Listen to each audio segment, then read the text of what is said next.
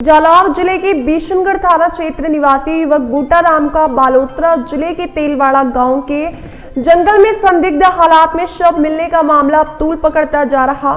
मृतक का शव हाथ पैर कटे हुए हालत में मिला था, जिससे हत्या की आशंका जताई गई थी। घटना को 12 दिन बीत जाने के बावजूद पुलिस अब तक किसी नतीजे पर नहीं पहुंच सकी है। इससे नाराज परिजन और भील समाज के लोगों ने सोमवार को जालौर में कलेक्ट्रेट तक रैली निकालकर जोरदार प्रदर्शन किया। रैली हॉस्पिटल चौराहे से होते हुए कलेक्ट्रेट पहुंची, जहां प्रदर्शनकारियों ने सड़क जाम कर विरोध जताया।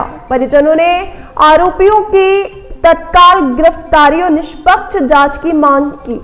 इस दौरान पुलिस अधीक्षक के नाम ज्ञापन जिला कलेक्टर को सौंपा गया। प्रदर्शन में कई जनप्रतिनिधि भी शामिल हुए और उन्होंने पीड़ित परिवार को न्याय दिलाने की मांग की।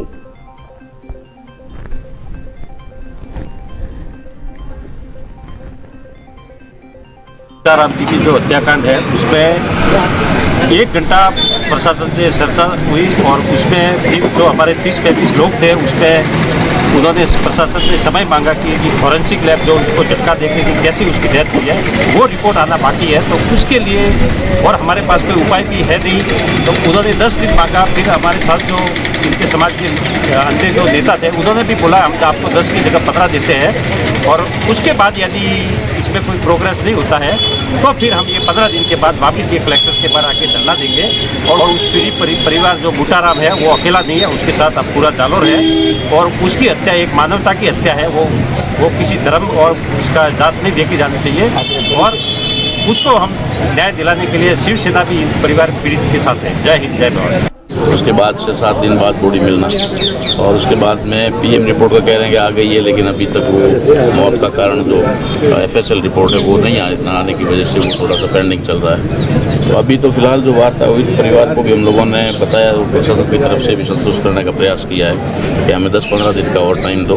10-15 दिन में हम कुछ तथ्य जुटा करके, एफएसएल रिपोर्ट चाहे देर से भी आए लेकिन कुछ तथ्य जुटा करके हम कार्रवाई को आगे बढ़ाएंगे। 302 जैसा मामला एकदम से तो किसी के ऊपर नहीं हो पाता है, पर सभी अच्छी तरह जानते ही हैं। और अगर मान लो कि उसको अपने दबाव में गिरफ्तार करवा के लाएं और रात भर में करके सुबह 151 में उनको जमानत करके छोड़ दें तो ये भी ठीक नहीं है। तो थोड़ा सा समय उन्होंने मांगा और परिवार ने भी समय दिया है कि भाई हमें सही कार्रवाई चाहिए, सही न्याय चाहिए, चाहे उसके लिए 10-15 दिन और भी लग जाए तो लग जाए, इतने दिन लग गए तो और भी लगे, लेकिन वो होना चाहिए। तो उसके बारे में पूरी तरह से आश्वस्त किया गया कलेक्टर साहब की तरफ से भी और एडिशनल एसपी साहब की तरफ से भी। जांच चेंज करवाने की बात थी तो हम लोगों ने कहा उनको जांच चेंज करने के लिए, उन्होंने कहा कि अवसर दीजिए, और हम भी अच्छी तरह जानते हैं कि भाई अगर नए को देंगे तो वो भी 10-15 दिन तो टाइम लगाएगा ही, सभी आप भी जानते हैं सब लोग। तो इसलिए इन्हीं को हम लोगों ने विश्वास करते हुए 10-15 दिन के लिए इनके ऊपर भरोसा जताया, और उन्होंने भी आश्वासन दिया है कि मैं पूरी ईमानदारी से करूँगा।